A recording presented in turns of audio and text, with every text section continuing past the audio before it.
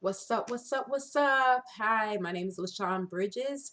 Thank you for watching my YouTube channel. For those of you who have already been following me, please continue to subscribe. And I thank you once again. Continue to follow me as I discuss every week 2 videos every week on the presidential candidates up running for year 2020. Okay, you can also follow me on Facebook under my Facebook blog called The DDO, which means Discussions, Decisions, and Opinions. And like I said before, continue to subscribe to me on YouTube and to like my videos. Thank you. I'm going to get into today what I'm going to discuss with you guys. I'm going to just wrap up a summary of our presidential candidates for the upcoming year of 2020. Starting with Bernie Sanders. Okay, Senator Bernie Sanders, we know he wants to, of course, raise the minimum wage to $15 an hour instead of the $7.25 an hour minimum wage. The 77-year-old also discusses economic inequality. He wants businesses to tax up to 75% on wealthy of value of states above $1 billion. Okay. Also, Senator Bernie's plan would apply to the wealthiest 2% of Americans. Look at my notes. And it would set 45% tax on the value of estates between $3.5 million and a $10 million, increasingly gradually to 77% for amounts more than $1 billion. Okay.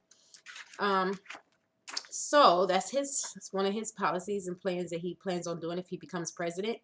Kamala Harris, one of her policies, which I really did like, was called the LIFT Act, come to find out. And this would pay $500 a month to working class citizens.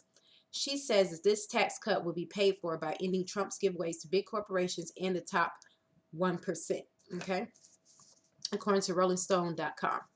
Elizabeth Warren, she wants to wipe out the student loan debt for tens of millions of Americans, and she wants to address American inequality with a wealthy tax credit. Okay. She wants to tackle, it will tackle, millions to pay benefits such as universal free or low cost child care for less unfortunate citizens that can't afford the high expenses of child care. And the fortunes greater than $50 million would be taxed 2%. Billionaires would be taxed 3%. So that's one of her main plans if she becomes president. Okay. I think that's a good plan. I mean, we need to have a universal child care, put in place, to help a lot of citizens that are actually working their butts off trying to pay child care. And child care nowadays is so expensive. So I feel like this would be definitely a good thing to have, to help with child care expenses. Pete Buttigieg, okay? He, according to RollingStone.com, 37-year-old mayor, now running for president. We know that he will definitely be the first gay president if elected. And he has a history background as a veteran from Afghanistan, and he's from South Bend. In his policy, he wants to get rid of electoral votes, okay? And also, Pete Buttigieg, he considers climate change a national security threat and long-term problem. I found out also that he thinks that NAFTA, which means North American Free Trade Agreement, is irreplaceable job losses across the Midwest. And he thinks that Democrats need to work harder to advocate working people and to help them to achieve economic stability. His views on healthcare is that he's for an all single payer healthcare system, but the system would not eliminate private insurance companies. That's a problem to me because I feel like that we already have so many different private insurance companies that are just making an arm and leg off of people, off the citizens of the United States. And we need to eliminate this. We do not need private healthcare. So I'm not really digging what he's saying about, not eliminating private healthcare. I think that we do need to eliminate private healthcare companies and that we need to have healthcare be free for all. Okay.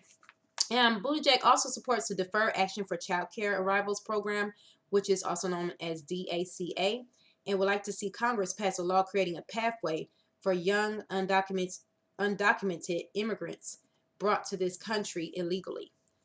Okay, that sounds good. I mean, we do need to have some kind of law in place to help young immigrants, so they can try to develop some kind of citizenship in the United States of America, So I think that's a good plan to have in place if he becomes president.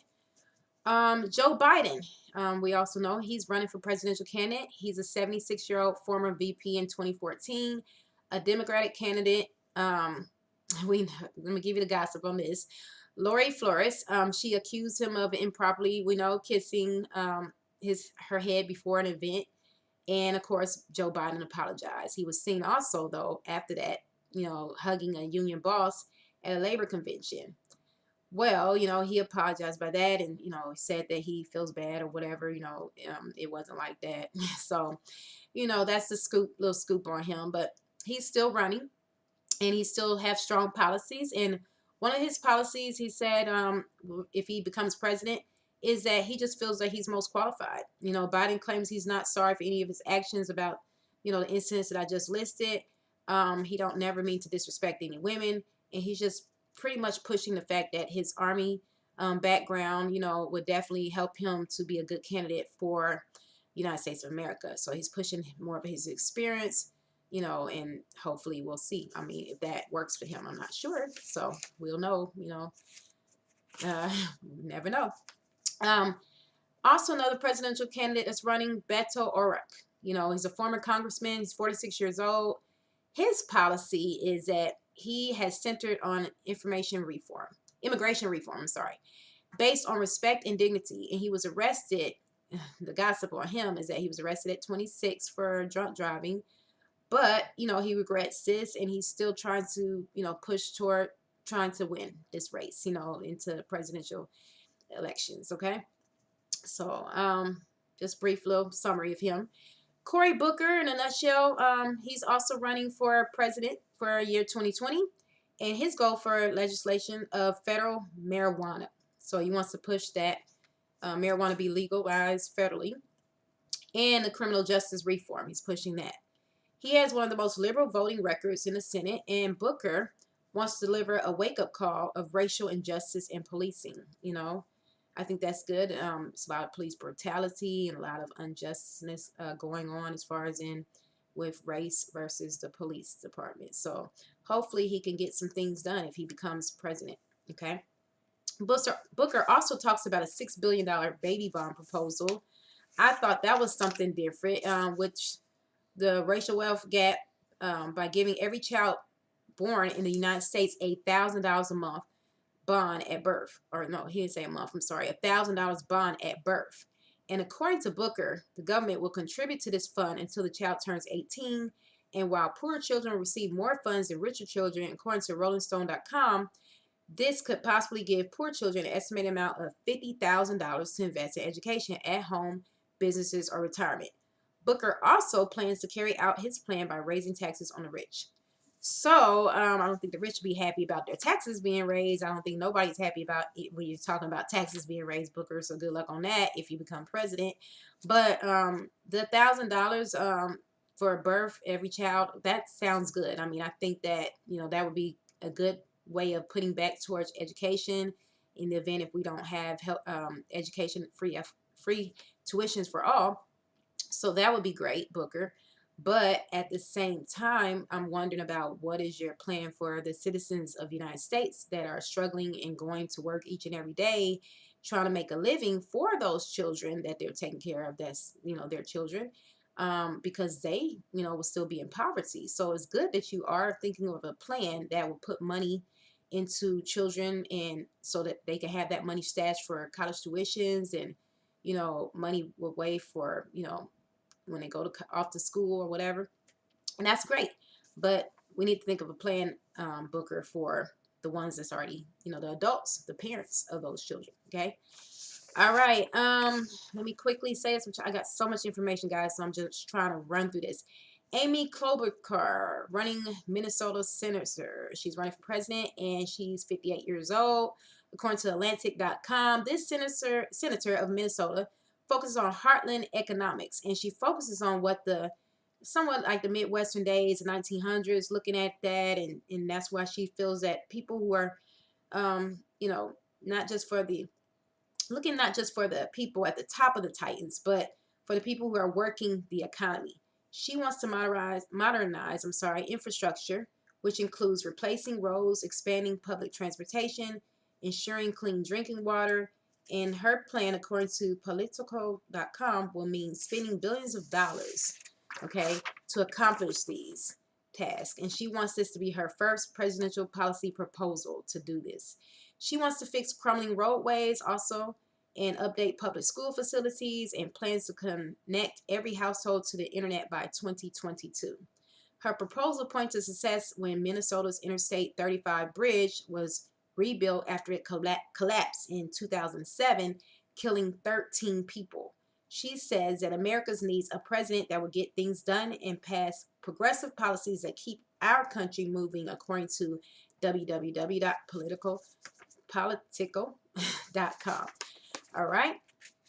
And also, I'm going sort of fast, and like I said before, I have tons of information to give you guys, so I'm trying to wrap it up in a summary.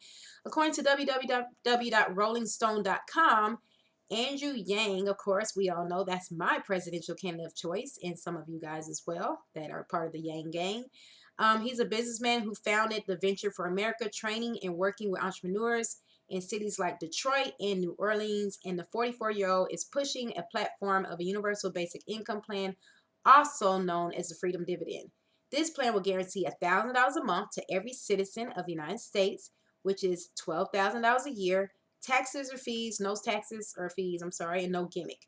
I feel this would be a tremendous boost in the economy, especially to the working class. So I cannot wait, and I hope and pray that Andrew Yang wins this, okay? But only time will tell. Number 10, Julian Castro, the former Housing and Urban Development Secretary. He will be one of the youngest presidents, if elected, of the United States. He's 44 years old. He's the first Democrat to visit Puerto Rico. And according to my notes, according to RollingStone.com, his policy promises a universal pre-K. I think that's good. I used to teach pre-K. So I'm an educator. I have a degree in education, so I can definitely relate to his promises for the universal pre-K. I think that's wonderful, okay? In 2016, Castro apologized for dissing Trump and talking about Clinton while working as a HUD secretary, okay? And his quote, when the error is made, the errors should be acknowledged, Castro said, and I made one here. So he do acknowledge that he did. He's human, guys. He makes mistakes just like anybody else, okay? My list, okay, now I'm going to get into my list of the top 10 Democrats that I feel of choice that I would like to see, and would be like 1, maybe Andrew Yang, definitely Andrew Yang for number 1. 2, Elizabeth Warren would be my second on the list. 3, Bernie Sanders. 4, I put Kamala Harris. 5, Joe Biden. 6, Cory Booker. 7, Amy Klobuchar. I guess I'm saying her name right. And 8, Pete Buttigieg. 9, Beto O'Rourke. And 10, Julian Castro. That's my list, okay? Now, you guys, what would be your list of 10 best candidates that you would choose, okay? Leave it in the comment section, and I can't wait to talk and discuss with you guys about politics that I find out about, okay? See you later. Bye. Again, don't forget to subscribe. And I appreciate all the ones who have already subscribed. Thank you. Bye-bye.